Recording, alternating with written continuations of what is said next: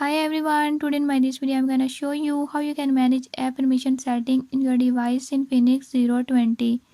In this device, if you want to know which apps have access to personal information, access to messages and so on, by this method I'll show you how you can control this. Before we move to the video, if you are new to my channel, don't forget to subscribe and press bell icon. Watch complete video and learn how you can do it. Let's